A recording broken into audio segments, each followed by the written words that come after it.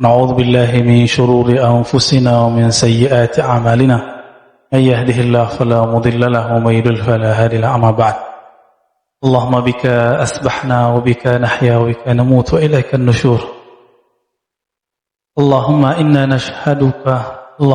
نشهدك ونشهد ملائكتك وجميع خلقك أنك أنت الله لا إله إلا أنت وحدك لا شريك لك وأن محمدا عبدك ورسولك اللهم إنا نسألك خير هذا اليوم وخير ما فيه وخير ما بعده نعوذ بك من شر هذا اليوم شر ما فيه وشر ما بعده أعوذ بكلمات الله التامات كلها من شر ما خلق بسم الله الذي لا يضر مع اسمه شيء في الأرض ولا في السماء والسميع العليم. Baik Bapak Ibu yang melakukan Allah, sahabat pagi pejuang subuh ya. Semoga ini tanda Allah cinta kepada kita. Amin ya rabbal alamin. Walaupun ada hadis dua salat yang berat bagi munafik, Isya dan subuh, tapi hadis ini bukan untuk menilai tetangga kita munafik, tapi ini untuk kita. Itu ya Pak Mirwan ya. Jadi semua hadis itu bukan untuk orang lain, tapi untuk kita. Maka ketika ada hadis-hadis yang berbicara aib-aib, itu arahkan ke diri kita sendiri. Nah, baca ayat tentang keburukan sesuatu, maka ceknya ke diri kita, bukan, wah ini kayaknya temanku ini, kayaknya ustadz ini, jangan. Nah itu berbahaya. Baik, dengan memohon kepada Allah, kita mulai kajian hikam ya, bukan risalah Kusyairiyah. Al-Hikam dengan baca surah Al-Fatihah. A'udzubillahi minasyaitonir rajim. Bismillahirrahmanirrahim. Ya kabul ya.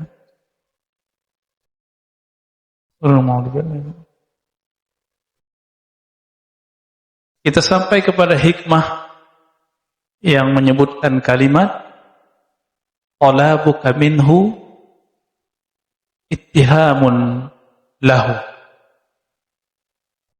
Talabuka, kalau kita terjemahkan secara harfiah, berarti tuntutanmu. Kamu menuntut kepada Allah ini dan itu, meminta A, B, C, D, semua itu ittihamun lahu, sama dengan kamu menuduhnya. Apa maksud kalimat ini? Banyak orang berdoa, sebelum dia berdoa, dia tidak meyakini, atau saat dia berdoa, dia tidak meyakini bahwa Allah mendengar, atau Allah sudah tahu apa yang dia mau katakan. Ini sudah pernah kita singgung di kajian risalah Kusyairiyah, tapi lafaznya ada dalam hikam. Jadi kebanyakan orang berdoa, dia ingin memberitahu kepada Allah, padahal Allah sudah tahu. Allah sudah tahu kebutuhan kita sebelum kita menyampaikannya kepada Allah. Salah satu sifat Allah adalah alim. Allah maha mengetahui. Dan itu asma'ul husna. Wa huwa bikulli syai'in alim. Dia terhadap segala sesuatu maha mengetahui. Bahkan di ayat-ayat sebelumnya, innallaha alimun bidzatis sudur. Allah maha mengetahui apapun yang tergores di dalam dada ini. Artinya belum saya lafazkan, belum kita lafazkan, Allah sudah tahu. Jadi supaya kalimat ini tidak mengenai kita, bagaimana caranya? Sebelum berdoa, maka panggillah Allah terlebih dahulu. Ya alim, wahai yang maha mengetahui isi hati. Nah, ini diajarkan oleh Imamuna Abul Hasan Asy-Syadzili. Imam Abul Hasan Asy-Syadzili itu mengajarkan kalimat ini. Allahumma ya alim ya azim ya halim anta rabbi wa ilmuka hasbi fa ni'mar rabbur rabbi wa ni'mal hasbu hasbi. Ya Allah yang maha mengetahui, yang maha santun, yang maha bijak. Ilmumu, pengetahuanmu mengenai hajat di dalam diriku, itu sudah cukup bagiku. Engkaulah sebaik-baik Tuhan, sebaik-baik yang mengurus hambanya. Jadi kalimat ini menegur kita semua, tolong Bapak, Saudara, karena Allah setelah ini jika berdoa, Jangan berkeyakinan memberitahu Allah. Karena sebelum kita dicipta, Allah sudah tahu. Yakin atau tidak? Sebelum kita ada, Allah sudah tahu belum kebutuhan kita? Allah sudah tahu. Oleh karena itu, sebelum berdoa, nah dibaca ini, minimal ya alim, ya alim. Wahai yang maha mengetahui isi hati. Berarti doa itu untuk apa? Maka doa ada dua. Ada orang berdoa karena dia ingin memberitahu Allah, ya'laman ilallah, memberitahu Allah. Ini buruk adabnya. Ini menuduh Allah Subhanahu wa ta'ala. Ada doa level 2. Doa apa ini? Doaul khalil li khalilih, al-habib li habibih. Curhatnya seorang kekasih kepada kekasihnya. Saya mau tanya, orang yang curhat sebenarnya dia sudah tahu belum apa jalan keluar masalahnya? Rata-rata sudah. Cuma dia ingin tenang. Ketika Nabi Ibrahim alaihissalam, beliau mengatakan, ya Allah, arini kaifa tuhyil mauta. Tunjukkan kepadaku bagaimana cara engkau menciptakan yang hidup, menciptakan yang hidup, menghidupkan yang mati. Allah bertanya, apakah engkau tidak beriman kepadaku? Apa jawaban Nabi Ibrahim? Bukan ya Allah, tetapi supaya hatiku lebih tenang. Maka doa itu untuk menenangkan hati. Nah, maka di kalimat berikutnya ini berkaitan dengan kisah Nabi Ibrahim. Talabuka lahu ghibatan minka. Kamu menuntut bukti tentang kehebatannya itu karena hatimu lalai kepadanya. Kita pengen nih bukti. Ini sebenarnya doa ini dikabulkan gak sih? Karena kita gak tahu bahwa Allah Maha melihat hati.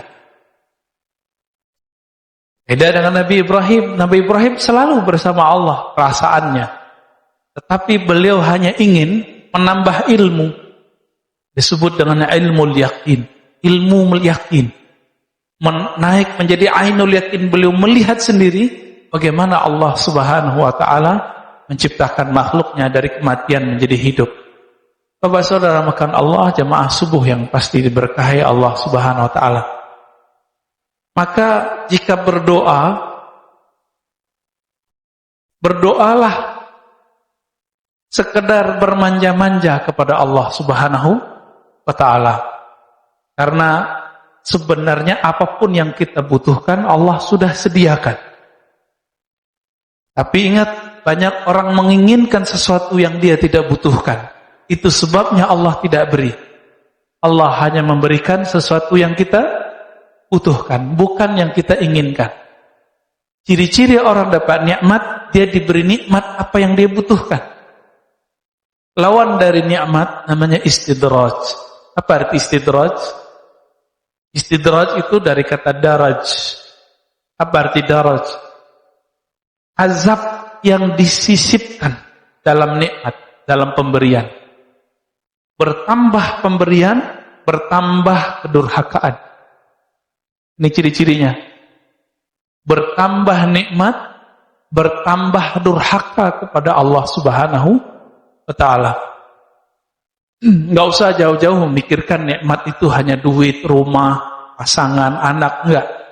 Nikmat itu hidup ini. Maka nikmat dibagi dua. Seingat ada nikmat kita diadakan Allah. Ada nikmat kita tetap langgeng hidup kita sampai sekarang. Ini disebut dengan nikmat imdad. Yang pertama disebut dengan ijad. Bapak saudara makan Allah, kenapa kita sebut kita ada ini nikmat? Satu kali Nabi Musa alaihi salatu wassalam berdoa, ya Allah, jadikan aku Nabi akhir zaman.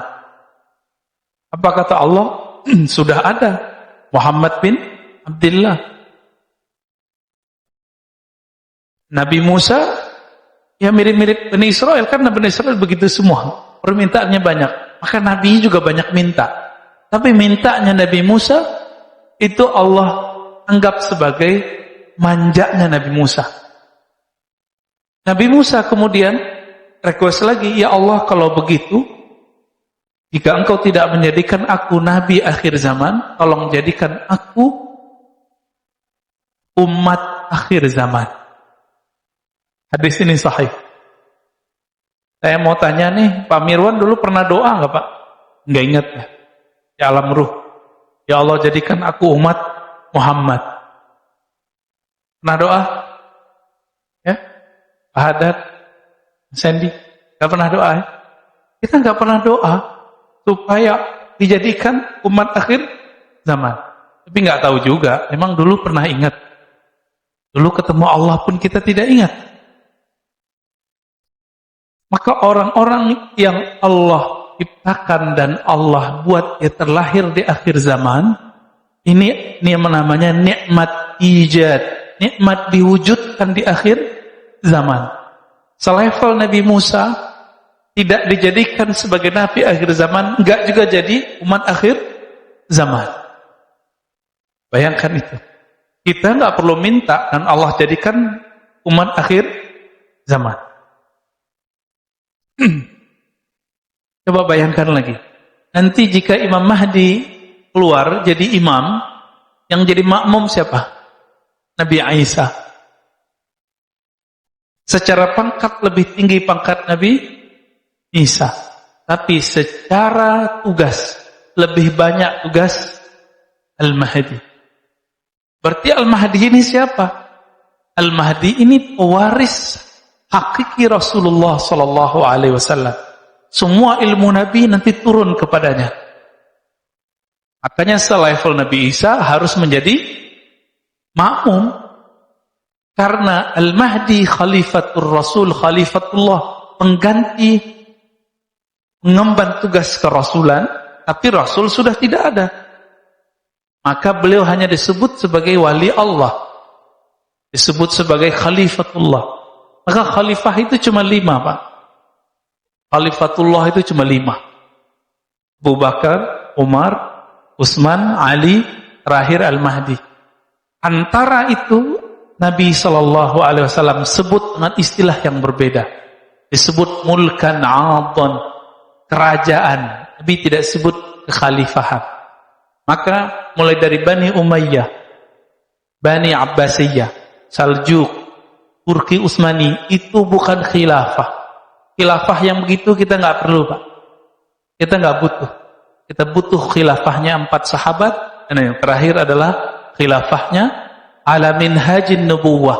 Jadi Nabi menyebutkan khilafah ala minhaj. Khilafah pemerintahan yang berdasarkan konsep kenabian, ajar kenabian, minhajin nubuwah. Karena Nabi sudah tidak ada, maka pengemban ini adalah wali Allah. Berarti wali Allah ini menjadi imam, imamnya seorang Nabi Allah. Nah, kita bisa bayangkan, di seandainya wali-wali Allah yang hidup zaman ini hidup di zaman Bani Israel, tentu mereka jadi Nabi. Walaupun hadisnya tidak sahih, ya, ulama'u ummati ya anbiya'i Bani Israel, ulama umatku seperti nabi-nabi Bani Israel, itu maknanya sahih meskipun secara sanad tidak sahih. Enggak paksakan juga itu. Kenapa? Karena setiap masa ada 124 kekasih Allah. Sebelum Nabi Muhammad SAW disebut dengan para nabi. Setelah Nabi Muhammad, karena tidak ada lagi nabi, jumlahnya tetap 124.000. Disebut dengan para wali Allah. Siapa tahu guru-guru Bapak Ibu atau di antara kita ini ada yang 124.000 itu. Amin ya rabbal alamin. Kalau tidak, semoga Bapak Ibu berguru kepada mereka. Karena nanti mereka bisa kasih syafaat dengan izin Allah.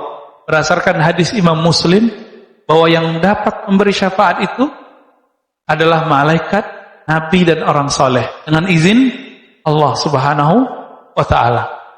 Malaikat, nabi, orang, oleh orang soleh ini yang 124.000 itu. Ya.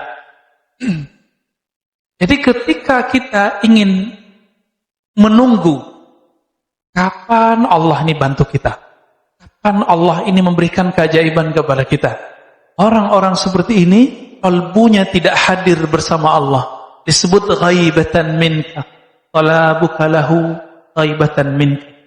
Ya. Kamu menuntutnya untuk begini begitu, atau kamu ingin mencari bukti tentangnya, pertanda kalau kamu tidak bersamanya. Jadi kalau kita tidak bersama Allah, maka kita akan mencari-cari buktinya. Padahal Allah mengatakan, wa huwa ma'akum ainama kuntum. Dia bersamamu dimanapun kamu berada. Dia bersamamu dimanapun kamu berada. Wa idza sa'alaka ibadi anni fa inni qarib. Jika hambaku bertanya kepadaku, katakanlah bahwa aku sangat dekat. Tapi Allah dekat, kita belum tentu merasa dekat. Ini masalahnya. Disinilah perdebatan orang tawassul enggak tawassul. Sebenarnya orang yang anti tawassul itu niatnya benar. Kalau minta kepada Allah, ngapain pakai perantara? Benar gak tuh? Benar. Ini benar Pak, konsep awalnya benar. Tapi, apakah setiap orang berdoa merasakan kedekatan itu? Enggak. Maka dia perlu menyebut nama guru-gurunya dalam meminta kepada Allah. Mintanya tetap kepada Allah. Ini dalilnya dalam hadis Imam Tirmizi. Seseorang datang kepada Nabi, dia buta. Wahai Rasulullah, doakan aku supaya mataku bisa melihat. Apa kata Nabi? Wahai sahabatku, isbir wa huwa khairul lak. Sabarlah kamu terhadap musibah yang kamu alami, itu lebih baik bagimu. Karena dosa mata banyak gak Pak? Banyak sekali ya. Mau dia wali, mau dia ustadz, mau dia jamaah, sama. Lalu orang itu meminta lagi sampai 3 kali. 3 kali dia meminta. Akhirnya Nabi mengatakan, asbighil wudu. Berwudu'lah kamu dengan sempurna, tsumma shalli rak'atain wa qul. Lalu salatlah 2 rakaat, lalu bacalah doa ini. Doanya doa tawassul. Ya Allah, inni atawajjahu bika binabiyyika. Ya Allah, aku meminta menghadap kepadamu dengan menyebut nama nabimu. Maka tawassul itu bukan minta kepada nabi, kepada orang soleh. Hanya menyebut nama orang soleh supaya kita pede, ya, agar ada percaya diri dalam berdoa. Ini hakikat tawassul. Jadi tolong diluruskan, tawassul bukan meminta kepada selain Allah Subhanahu wa taala. Lalu dalam hadis itu, ya Muhammad, inni atawajjahu bika ila rabbi. Wahai Muhammad, wahai Nabi Muhammad, wahai Rasulullah, aku bermediasi menyebut namamu di hadapan Rabbku, meminta Rabbku, fasfa'li fiyya, maka berilah aku syafaat. Dia usap matanya, langsung dia bisa lihat, Pak. Kenapa orang ini mesti menyebut nama Nabi? Karena kalau dia tidak menyebut nama Nabi, seperti orang buat proposal, gak ada ACC-nya, dicuekin sama yang diminta. Bukankah Allah Maha dekat? Kenapa sahabat ini tidak berdoa di rumahnya? Kalau seandainya Allah itu Maha dekat, kenapa dia tidak meminta di mana saja? Allah Maha dekat, tapi orang ini tidak merasa dekat. Itu maknanya. Karena dia tidak merasa dekat, Allah pun tidak merasa dekat kepadanya. Ana inda dhanni abdi, aku berdasarkan keyakinan hamba. Ini terjemahan saya. Terjemahan biasa, aku berdasarkan prasangkaan hamba. Itu lewat terjemahannya. Bukan itu terjemahannya. Aku berdasarkan keyakinan hamba. Apa keyakinan kita saat berdoa? Allah nggak dengar, Allah nggak mau dengar. Padahal Allah Maha mendengar. Itu sebabnya juga Bapak Saudara Allah, kalau berkunjung ke kampung-kampung, meskipun ya kita tidak semuanya sesuai dengan metode ini, Tapi guru-guru kita yang ulama, baik di Indonesia ataupun di Suriah, di Arab, di Yaman, mereka sebelum berdoa, mereka tahlil dulu. Saya juga mikir-mikir, kenapa ini? Alasannya apa? Kan Nabi tidak mencontohkan dengan cara itu secara rutin. Sesekali iya, sesekali tidak. Kan mereka zikir dulu, Pak. Tulu dzikri la ilaha illallah, terus orang tahlil. Ya, benar nggak? Setelah itu baru doa. Apa ini rahasianya? Kita usut, kita teliti. Ternyata ada dalam riwayat Imam An-Nasai. Bahwasannya, man qala la ilaha illallah. Lebih kurang begini. Siapa yang mengatakan la ilaha illallah dengan hatinya, dengan kolbunya. Lisannya membaca, kolbunya membenarkan. Apa kata Nabi SAW? Fataqallahu samawat. Allah akan belah langit sekedar memandang orang itu. Saya mau tanya, sebelum orang itu baca la ilaha illallah, Allah sudah memandang belum kita semua? Sudah. Lalu pandangan apakah ini? Inilah pandangan kewalian, pandangan rahmat. Siapa yang membaca ini, maka Allah pandang dia dengan pandangan cinta. Itu sebabnya Bapak Sarmakan Allah, kita kalau melihat ahli zikir, hati kita kemudian jadi teduh. Apa kata Nabi SAW ketika ditanya, ya Rasulullah, siapakah wali Allah itu? Dijawab oleh Nabi, man idza ru'u dzukirallah. Orang yang jika engkau pandang dia, orang itu adalah energi zikir. Jika engkau memandangnya, engkau teringat kepada yang dia ingat. Siapa yang dia ingat? Allah. Nah, ini hadis Nasai ini membuat saya merinding Pak waktu baca. Siapa saja yang membaca la ilaha illallah, tidak ada yang berhak disembah, tidak ada tempat bergantung kecuali Allah. Maka Allah belah langit, fataqas samawat. Allah belah langit semua. Allah pandang orang itu dengan pandangan khusus, pandangan spesial. Mau seperti itu? Maka nanti setiap pagi, setiap sore, Bapak Sarmakan Allah, baca kalimat ini minimal 100 kali. 100 kali cukup. Karena 10 sama dengan 100, 100 sama dengan 1000. Berarti 1000 kali Allah memandang kita dengan pandangan rahmat. Mau gitu? Meninggal jadi waliullah, Pak. Kekasih Allah. Meskipun kekasih Allah yang umum, itu sudah cukup. Jadi ilmu itu enggak usah berat-berat. Jalan menuju Allah itu enggak usah tinggi-tinggi.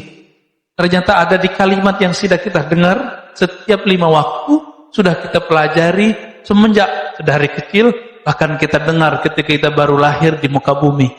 Apa itu? La ilaha illallah. Tapi mungkin kita bertanya, ya Allah, kenapa aku baca namamu, baca la ilaha illallah, tapi tidak terasa bergetar di dalam kalbuku? Kita tidak bergetar ketemu orang karena kita nggak kenal dia. Kalau kita kenal dia, muncullah rasa sayang, rasa cinta. Kalau sudah muncul rasa cinta, baru bertemunya, menyebut namanya, membuat hati bergetar. Gitu. Jadi kenalilah Allah. Itu sebabnya wajib belajar ilmu akidah. Wajib belajar ilmu syukur. Karena dengan ilmu syukur ini orang bisa mengenal Allah Subhanahu wa ta'ala. Di sini sudah ada kajian Asmaul Husna? Belum ya? Semoga nanti sudah ada ya. Jangan saya lagi Pak, saya sudah 2 kali di sini. Ya? Nanti semoga ada ustadz mengkaji Asmaul Husna, tapi dengan sanad yang nyambung, bukan dibuat-buat. Ya? Cari ahli zikir yang memang kolbunya dipenuhi dengan nama Allah Subhanahu wa ta'ala. Maka saat dia membaca nama Allah, itu membuat kita bergetar semua. Minimal membuat kita tenang, tertarik menjadinya. Ya, semoga ada nanti. Supaya negeri ini, masjid ini diberkahi oleh Allah Subhanahu wa ta'ala. Dan masuk ke dalam hadis, man ahsaha dakhalal jannah. Siapa yang mengihsa'nya, mempelajarinya, mengulang-ulangnya, membacanya, mengurainya, mendalaminya, meresapinya, pasti dia masuk surga. Maka masuk surga itu maharnya adalah berapa nama Allah masuk dalam kalbu. Berapa nama Allah mengalir di tubuh ini? Sebanyak itulah hak kita di surga Allah Subhanahu wa ta'ala. Mau Pak masuk surga? Gampang toh? Tuh, udah 2 jalannya pagi ini. Satu la ilaha illallah, yang kedua asmaul husna. Asmaul husna itu enggak mesti dibaca semua. Bapak lagi pengen Rahman Rahim, ambil. Saya lagi ingin memahami bagaimana Allah memberi rezeki, baca ya Razzaq, ya Razzaq. Itu boleh juga. Maka orang yang sudah paham, mengenal dan meyakini Allah itu siapa, dia tidak akan ragu dalam berdoa, tidak perlu cari bukti dalam berkeyakinan. Orang cari bukti gurunya benar atau tidak, maka dia kasih ujian. Sopan enggak murid nguji guru? Enggak. Apalagi nguji Allah. Tapi karena Allah Subhanahu wa ta'ala maha pengertian, Allah maklum. Zatnya Allah tidak bisa dicapai dengan pandangan. Bahkan dengan qalbu pun tidak bisa dicapai. Qalbu hanya bisa merasakan nama dan sifatnya. Sedangkan zatnya hanya bisa dirasakan oleh ruh kita. Tapi ruh kita nggak kenal. Bagaimana mengenal yang meniupkan ruh ini? Jika ingin mengenal Allah, namanya, kenalilah qalbu kita. Jika ingin mengenal sifatnya, kenalilah qalbu pikiran kita. Tapi siapa yang ingin mengenal zat Allah, dia mesti mengenal ruhnya, zatnya sendiri. Tapi siapa yang mengenal zatnya, Pak? Ruh kita udah lihat belum? Belum juga. Karena kita tidak melihat ruh ini, bagaimana kita bisa melihat sang peniup roh ini? Untung kita nggak diciptakan dan ditiupkan jadi binatang. Ya. Nah, roh ini, jika tubuh pulang ke tanah, roh pulang ke mana? Tubuh pulang ke tanah, jasad namanya. Yang punya ambisi itu siapa? Namanya nafs. Kita sebut bahasa Indonesia nafsu. Tapi nafsu bahasa Indonesia itu konotasinya jelek. Nafs bahasa Arab artinya jiwa. Nah, jiwa itu pergi kemana? Nah, jiwa kita yang masuk ke alam kubur, Pak. Jiwa kita yang nanti ke padang mahsyar. Jiwa kita itu nanti yang disiksa di dalam neraka. Roh kemana? Berarti ada unsur lain di dalam diri ini. Roh itu tiupan Allah, maka dia mestinya pulang kepada Allah sebagaimana tanah pulang ke tanah. Ini Pak Mirwan pernah marah nggak, Pak? Rasanya panas nggak? Kenapa panas? Emang ada apa? Ada api di dalam? Nggak ada. Kenapa kita bisa panas? Ternyata di Quran ada bahan dari tubuh kita ini disebut dengan salsal kal-fakhar. Jadi tanah liat yang dibakar. Mirip-mirip seperti tanah apa yang buat rumah kita ini, Pak. Nah, bata itu kan dibakar. Jadi ada tanah humus, tanah hitam, ada tanah ini, ada tanah itu. Karena di tubuh ini lengkap semua bahan itu, maka ada unsur panas dalam tubuh ini. Ditambah dengan makanan yang dibakar, makanan yang digoreng, ya, yang ahli masak nih. Dan itu energi pindah ke makanan. Itu kita makan, Pak.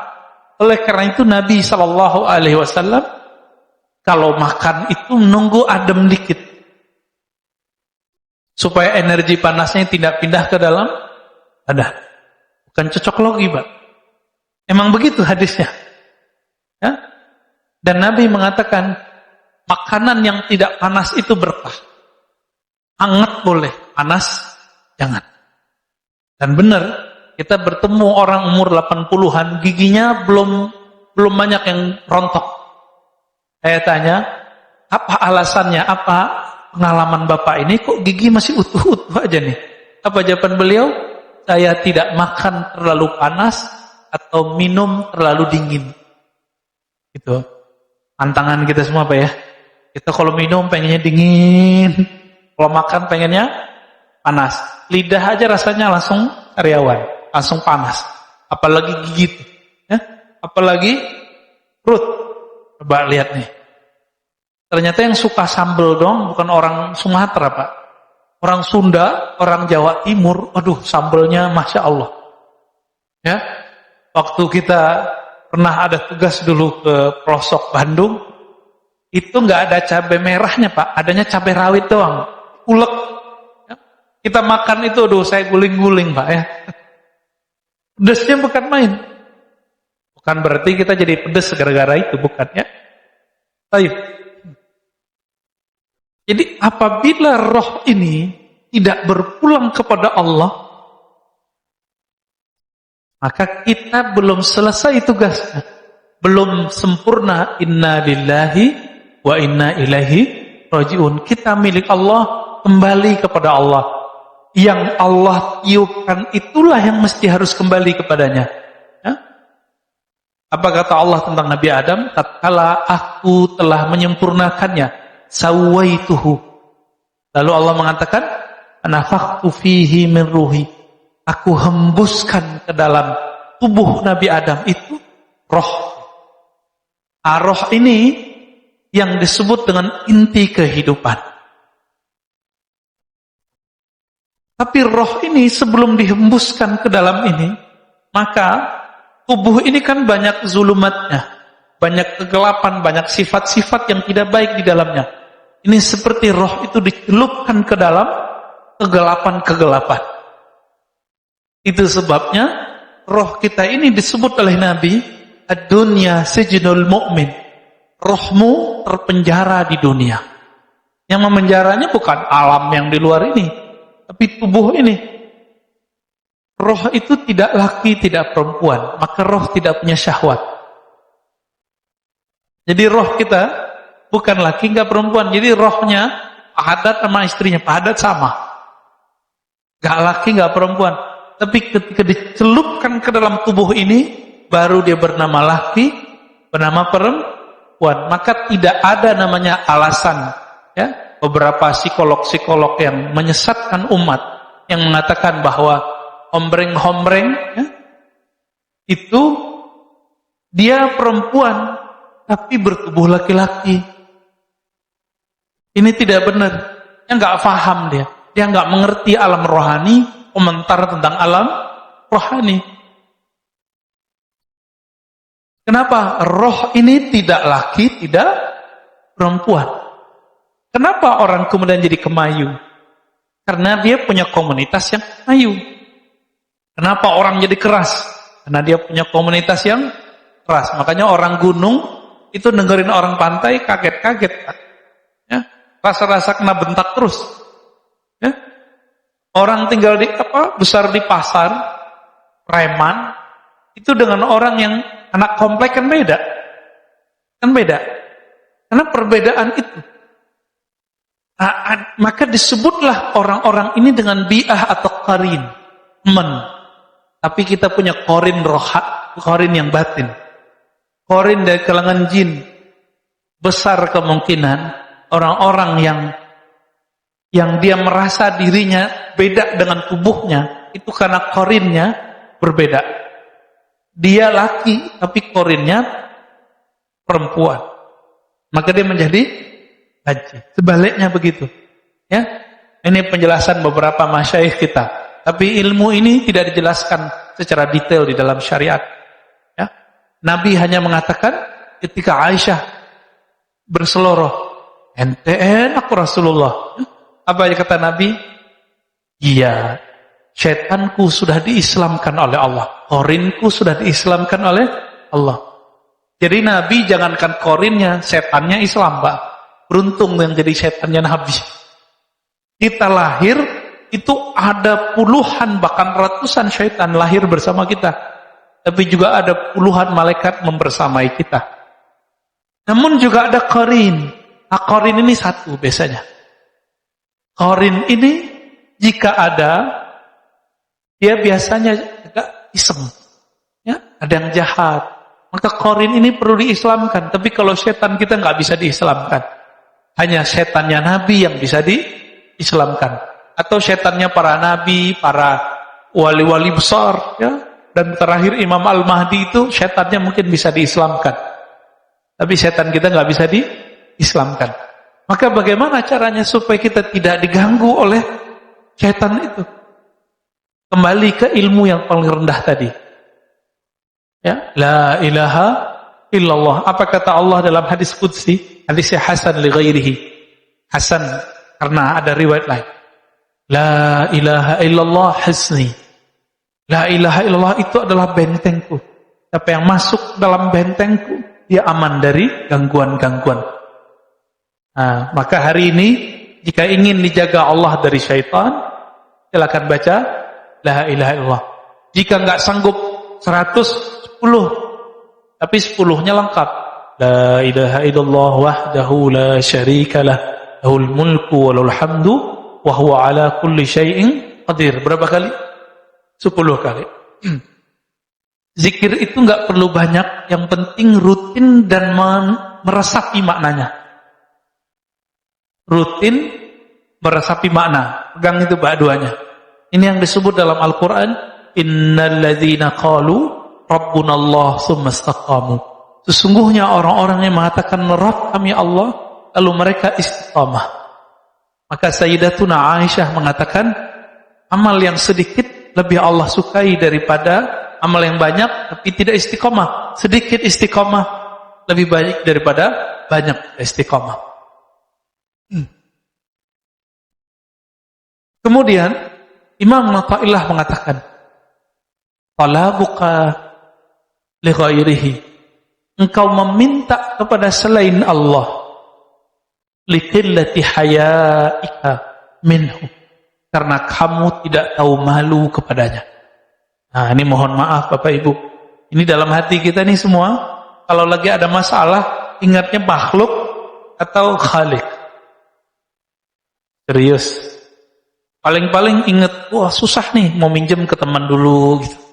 Kenapa enggak sholat 2 rakaat dulu? Ya? Sendal hilang, paniknya bukan main. Kenapa enggak sholat dulu? Anak kita sakit, ya? Kenapa enggak zikir dulu sebentar, tanya, ya Allah apa yang harus saya lakukan? Buru-buru ke rumah sakit, ternyata dites COVID. Padahal cukup isolasi mandiri. Jadi kalau sekarang mohon maaf Bapak Ibu, kalau rasa badan enggak enak, enggak usah ke masjid, udah isolasi mandiri langsung. Enggak usah keluar, off semua. Itu lebih aman. Karena secara psikologis di rumah itu lebih aman, lebih nyaman, lebih baik bagi psikologi dan penyembuhan kita daripada di luar. Kecuali penyakitnya sudah parah. Rumah flu udah di rumah aja. Tapi kalau Bapak punya penyakit lain, monggo silakan. Ya. Nah, ini saran kita. Dan saran juga dokter-dokter kita. Ya. Baik. Jadi orang yang ketika ada masalah, ketika ada kebutuhan, terus minta kepada selain Allah, termasuk minta ke kiai, doain Pak Kiai. Menurut kita baik ya? Menurut kita sih baik. Tapi kenapa kita minta kepada kiai? Karena kita nggak yakin sama doa kita. Ya, mas mending mintanya ke kiai daripada mintanya ke ki selamat, tahu-taunya kerbau. Ya, minta ke kiai kan tawasul namanya, boleh. Pak Kiai doain saya, Syekh doain saya, Habib doain saya, itu bagus. Maka bagaimana caranya supaya kalau kita ada masalah, yang pertama kita ingat adalah Allah Subhanahu wa taala. Maka ada caranya. Ingatlah Allah saat senang dengan cara mensyukuri nikmatnya dan berbagi. Gimana caranya? Syukuri nikmatnya dan berbagi. Yang kedua, supaya kita tidak ingat makhluk dulu ketika ada masalah, maka punyailah zikir wirid yang rutin setiap hari. Nah, nanti itu yang akan membuat kita stabil setiap saat. Jadi benarlah kata Imam Abu Ali Ad-Daqqaq yang sering kita ulang-ulang. Apa kata beliau? Ad-du'a silahul murid, az-zikru silahus salikin. Ya. Doa itu, zikir itu adalah senjata yang dapat digunakan oleh para murid. Senjata ini bisa dipakai di saatnya. Masalahnya kalau nggak diasah setiap hari, senjatanya berkarat. Ini yang kita maksud, kalau punya doa, punya zikir, nggak dirutinkan setiap hari, apa yang terjadi? Itu pisau zikirnya nggak tajam. Ini yang disebut tidak punya keyakinan. Orang kalau punya keyakinan, dia punya modal meminta kepada Allah. Masih ingat kisah 3 pemuda yang terjebak dalam goa? Kenapa mereka yakin doanya dikabul Allah? Karena mereka punya amalan. Satu beramal A, satu beramal B, yang lain beramal C. Agar terbukalah pintu goa itu. Karena dia punya amal, maka dia pede berhadap kepada Allah Subhanahu wa ta'ala. Maka saya sarankan Pak, jika ada hajat, mau dimintakan kepada Allah, sedekah dulu, lalu wiridan. Wirid tertinggi adalah Al-Quran dan zikir. Satu kali ada dua syekh berdebat. Gurunya masih hidup. Ini udah level guru. Tapi di atas guru ada lagi guru. Ya? Hari gurunya udah lewat ya Pak ya. Selamat hari guru kepada yang menjadi guru. Berdebatlah syekh pertama mengatakan zikir lebih afdal daripada Quran. Yang kedua mengatakan Quran lebih afdal daripada zikir. Yang pertama datangkan dalil afdalu dzikri la ilaha illallah, zikir yang paling afdal adalah la ilaha illallah. Lalu yang kedua bawa dalil bahwa Nabi menjemput sholat itu ke arah sana. Semua dalil dikeluarkan. Akhirnya mereka mentok. Tahu-tahu gurunya datang. Apa kata gurunya? Apa yang kalian perdebatkan? Lalu mereka menyampaikan perdebatan mereka.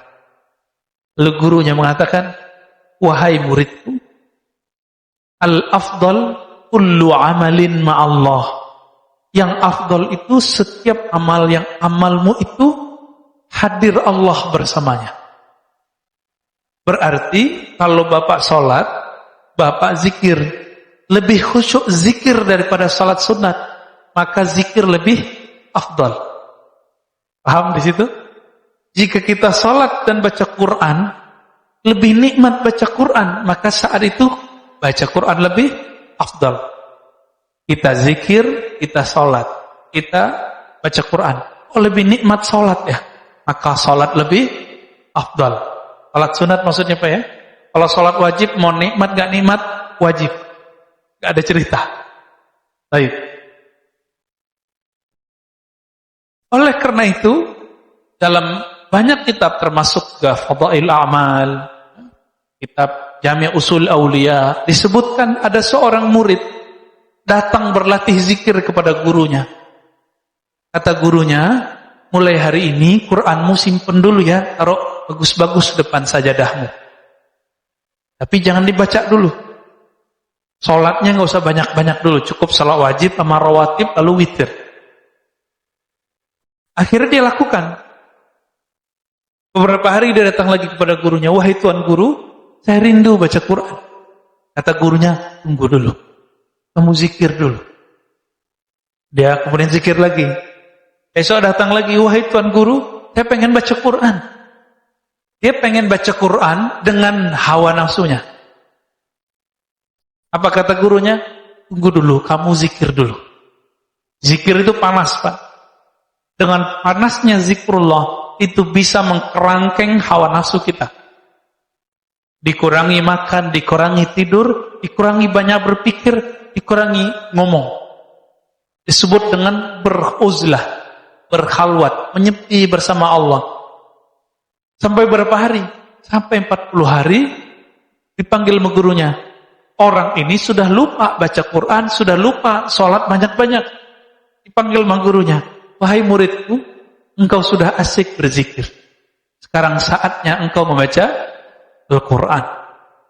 Betul, dia masuk ke ruang khalwatnya dibaca Al-Quran. Baru dibacaan basmalah, langsung air matanya meleleh. rasa hadir bismillah dengan nama yang luhur milik Allah Subhanahu wa ta'ala. Yang punya nama sudah ada dalam kalbunya. Nama Allah sudah ada dalam jiwanya. Karena kalbu ini makanannya adalah asma wa sifat, nama-nama Allah. Semakin banyak nama Allah di kalbu, semakin nikmat baca Quran dan salat. Jadi saya gak punya teori macam-macam Pak tentang salat khusyuk. Walaupun di luar sana banyak latihan salat khusyuk, kita cuma punya satu. Kalbumu penuh dengan nama Allah, pasti khusyuk. Cuma itu, nggak ada lagi. Karena khusyuk itu muncul dari tuma'ninatul qalb, ketenangan kalbu, dan ketenangan kalbu hanya muncul dari zikrullah. Ya, surat Ar-Ra'd ayat 28. Hanya dengan zikrullah, nggak ada lagi. Jadi zikir, kalbu tenang, salat khusyuk, baru pas. Doa pun yakin. Nah, kira-kira begitu Bapak Subhanahu Allah. Jika kita simpulkan hikmah pagi ini, jadi kenapa orang masih meragukan Allah saat berdoa? Atau ingin mencari bukti Allah itu bagaimana dan bagaimana? Atau dia masih meminta kepada makhluk? Karena kalbunya tidak hadir bersama Allah, kalbunya tidak ada nama Allah. Maka belajarlah kepada ahli kalbu, ahli zikir, bagaimana cara menabung nama Allah dalam kalbu. Kira-kira begitu Bapak Subhanahu Allah.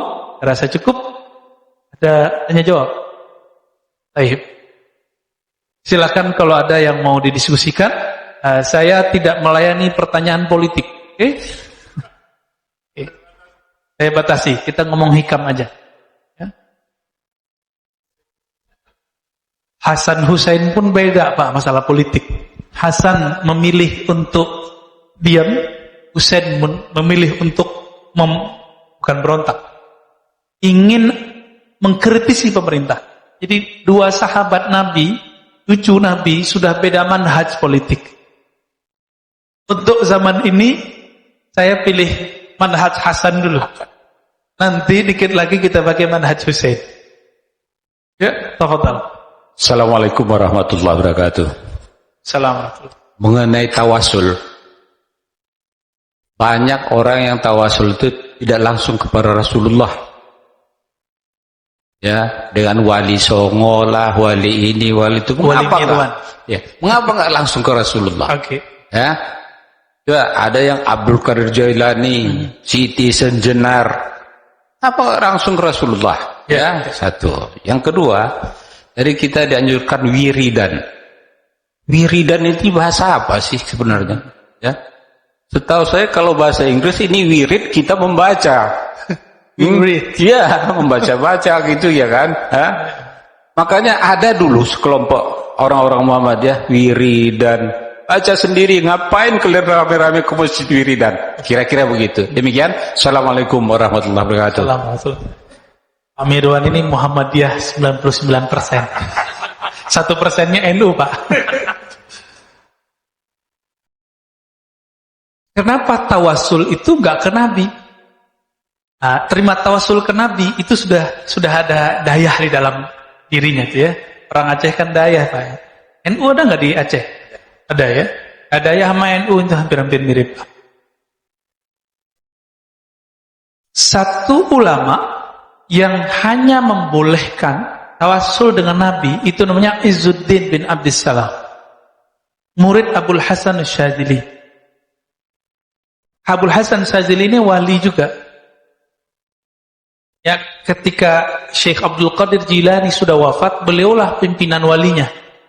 Nah, salah satu muridnya yang ahli fikih, ahli hadis namanya Izzuddin bin Abdissalam.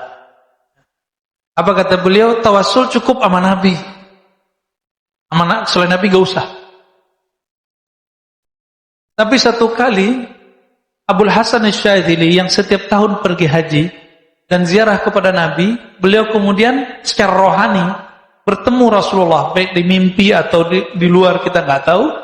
Lalu pulang-pulang Abul Hasan Asyadzili bawa kabar. Masuk ke majelis Izzuddin. Izzuddin lagi duduk Pak, lagi mensyarah.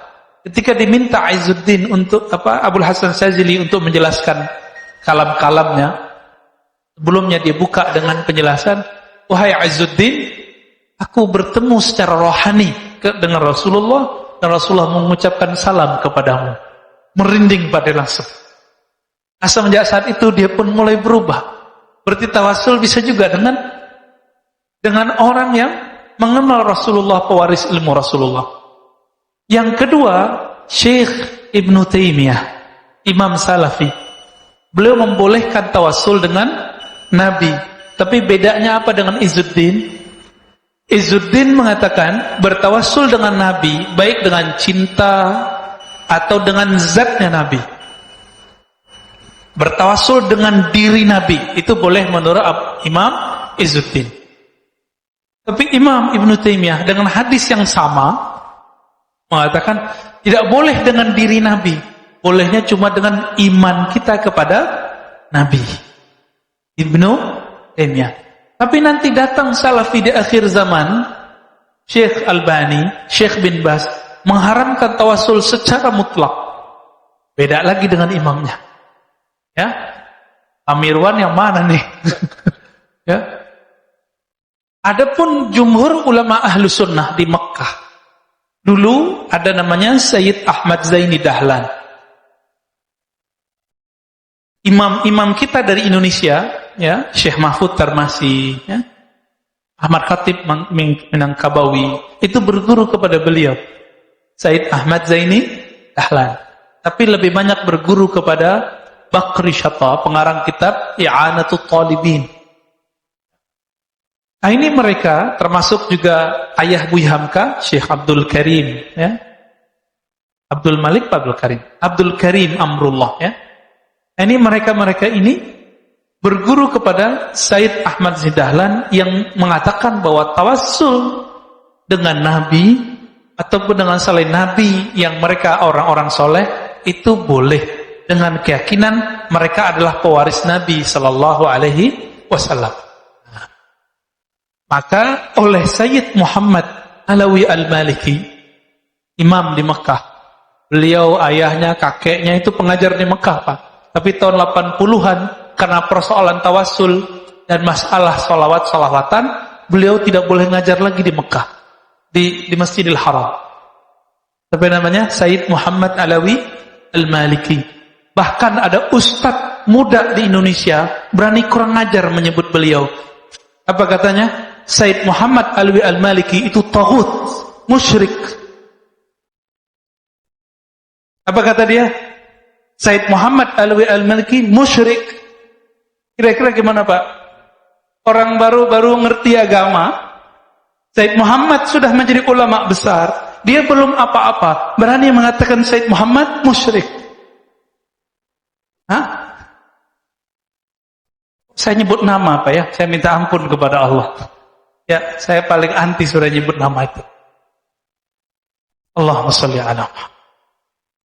Apa kata dia? Karena dia salah paham. Dikira tawassul itu meminta kepada selain Allah. Padahal Sayyid Muhammad mengatakan enggak. Tawassul itu tidak meminta kepada selain Allah. Tawassul itu minta hanya kepada Allah dengan menyebut nama kekasih Allah sebagai ACC. ACC doang, Pak. Ya? ACC boleh enggak tuh? Ini dalilnya hadis Imam Tirmizi dan hadisnya sahih. Oh, dijawab oleh Syekh Albani. Loh, ente salah. Ini hadis hanya boleh kepada orang yang hidup dan Nabi doang. Dijawab lagi oleh Sayyid Muhammad. Mana dalilnya bahwa tawasul mesti orangnya hidup dan hadir dan Nabi doang orangnya? Enggak ada. Itu hanya pemahaman Syekh Albani. Pemahaman yang dikultuskan. Maka orang-orang kalau sudah mengkultuskan pemahaman imamnya, walaupun dia tidak mengkultuskan imamnya, maka ini sudah jadi berhala baru. Dia akan menyalahkan orang-orang yang tidak salah. Dia akan menganggap syirik orang-orang yang tidak syirik. Paham di situ? Ya. Sayyid Muhammad, beliau, ayahnya, kakeknya, itu mufti Mekah. 80-an, Pak, tahun 80-an, masih ngajar di Mekah. Tapi karena orang-orang ini, ya, Ibnu Mani, ya, Dia nulis buku Kesesatan Said Muhammad, dan di situ disebut Said Muhammad sebagai taghut Makkah, berhala Makkah. Bayangkan, keturunan Rasulullah, ahli hadis, hafal ribuan hadis. Kalau versi Said Agil Munawar, murid beliau, itu murid beliau, Pak. Jadi nggak usah jauh-jauh nyari guru. Itu Said Agil Munawar, orang sini. Benar orang sini, ya. Maka beliau kalau ngajar Riyadhus Shalihin pakai kitab gak, Pak? Udah apal beliau, ya. Dan beliau bersaksi ya ke kita di kelas dulu bahwa itu Said Muhammad hafal Kutubus Sittah. Saya tidak tahu maksud hafal itu apakah hafal semua atau hafal secara maknawi. Said Muhammad Alawi Al-Maliki punya kitab judulnya Mafahim Yajibu an Tusahhah. Pemahaman-pemahaman Salafi Wahabi yang mesti diluruskan. Itu judulnya. Ulama Mekah. Yang kita tahu kan Mekah cuma Sudais doang, Syurain, ya. Kita nggak tahu ulama-ulama yang dibalik itu. Ada Syekh Ismail Zaid, ada ulama kita orang Indonesia, tapi gurunya Said Muhammad, namanya Syekh Yasin Al-Fadani, orang Sumatera, Pak. Said Muhammad keturunan Rasulullah setiap hari Rabu atau Selasa malam Rabu, kata Syekh Ahmad Marwazi, itu ngaji ke sana setoran kitab, baca hadis, dengerin riwayat-riwayat dari beliau. Jadi orang kita jadi ahli hadis.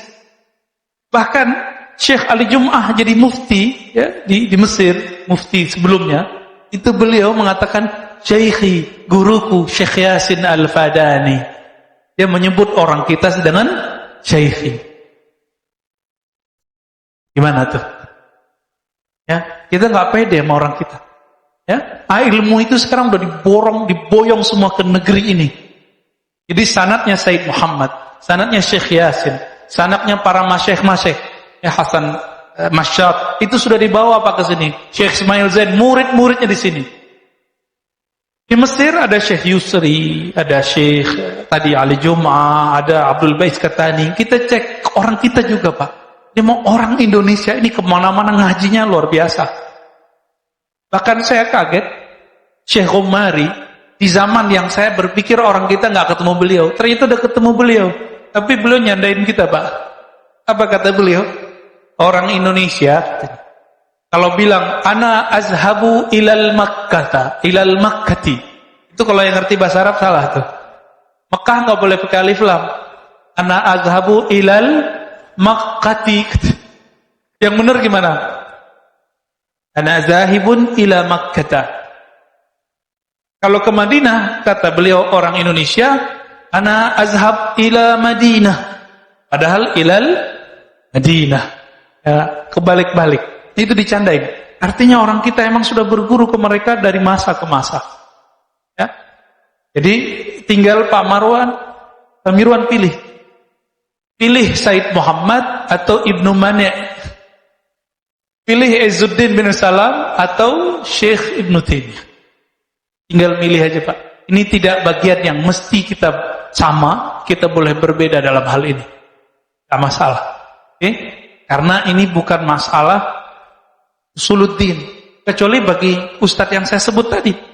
Bagi dia tawassul perkara akidah. Bagi kita enggak. Tawassul itu perkara tata cara doa. Maka dia termasuk ke bagian fikih furu'. Berbeda di sini, bukan beda akidah. Tapi sayang sekali, sekarang ya, di pesantren modern, saya ulang-ulang ini di mana-mana biar ngeh. Diajarkan kitab salah satu ulama yang menganggap tawasul itu musyrik, namanya Saleh Fauzan.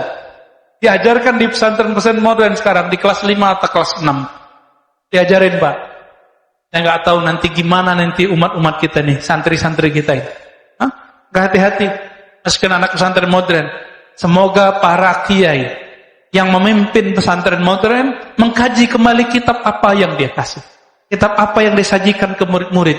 Ustadz ini mah sama, judulnya sama, judulnya I'tiqad Ahlus Sunnah, di dalamnya menganggap musyrik orang yang Ahlus Sunnah cuma karena tawassul. Nauzubillah min dzalik.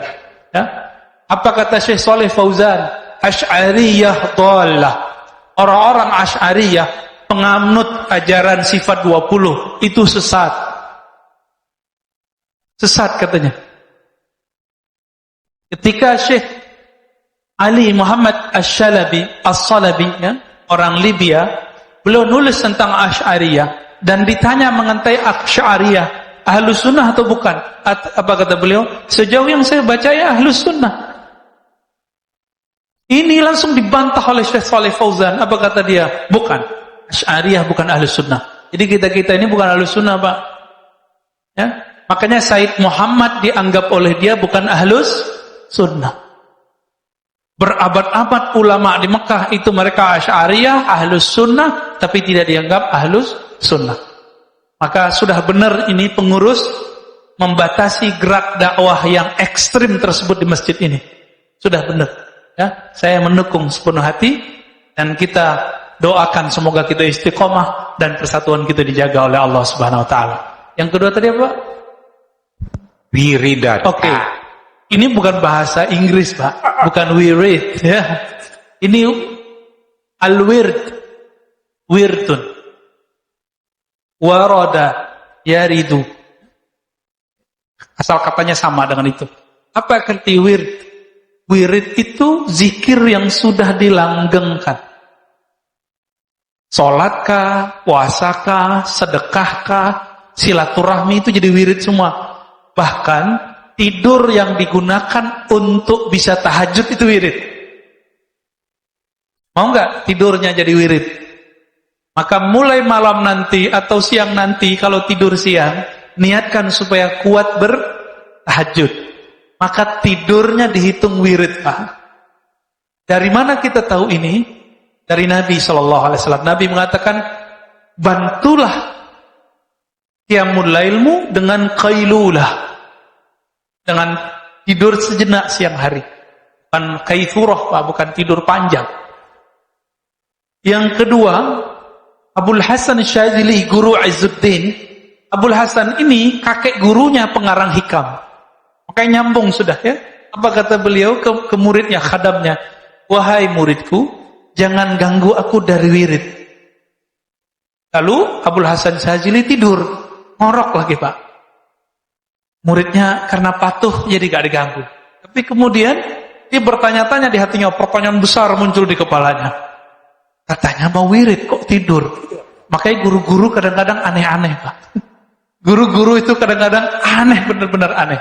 Dan kita nggak boleh ingkar. Kita dalam hati bertanya boleh, tapi jangan ingkar. Bertanya aja. Nanti saat yang tepat kita bertanya. Bangun beliau, wudu, zikir, selesai zikir ditanya, wahai Tuan Guru, katanya engkau mau wirid, kenapa tidur? Apa jawaban Imam Syadzili? Tidurku adalah supaya qiyamul lail dan wiridku kuat. Maka tidurku adalah wiridku. Dicoba nih, mulai hari ini, malam nanti, ketika mau tidur, katakan, aku berniat untuk qiyamul lail, untuk zikir malam ini. Maka itu sepanjang malam Allah hitung, berwirid. Walaupun tertidur. Wah enak nih ya. Walaupun ketiduran, Pak, bangun-bangun udah azan, gak apa-apa. Nanti langsung setelah pulang dari masjid, qadha salat witirnya, baca wirid-wiridannya yang ketinggalan. Cara istiqomah cuma satu, mengqadha yang ketinggalan. Kalau kita nggak qadha yang ketinggalan, siap-siap bolong besok. Baik, ada lagi? Sudah. Masih ada? Baik, cukup ya. Oke. Baik Bapak Ibu yang makan Allah, semoga kalbu kita selalu hadir bersama Allah, banyak menyebut nama Allah, berlatih mengenal Allah Subhanahu wa taala. Mari kita berdoa dengan dua kalimat, Allahumma ya Rahman ya Rahim. Wahai yang Maha Pengasih, wahai yang Maha Penyayang, ya Rauf, ya Rauf, ya Rahim. Allahumma rzuqna hubbak, ya Allah berikan kami cintamu. Waj'alna mimman ahbabtahu, jadikan kami orang yang engkau cintai. Warzuqnal amal alladhi yuballighuna ila hubbik. Ya Allah, berikan kami keistiqomahan satu amalan yang membuat kami sampai kepada cintamu. yang membuat engkau jatuh cinta kepadamu, sehingga pendengaran kami adalah pendengaranmu, sehingga pandangan kami adalah pandanganmu, gerak kami semuanya dengan ridhamu. Allahumma jma'na ma'a nabiyikal Mustafa Muhammad sallallahu alaihi wasallam. Ya Allah, kumpulkan kami dengan nabimu Nabi Muhammad sallallahu alaihi wasallam di jannatil firdausil a'la, di surga firdausmu yang sangat mulia. Rabbana atina fid dunya hasanah wa fil akhirati hasanah wa qina adzabannar. Walhamdulillahirabbil alamin. Terima kasih. Assalamualaikum warahmatullahi wabarakatuh.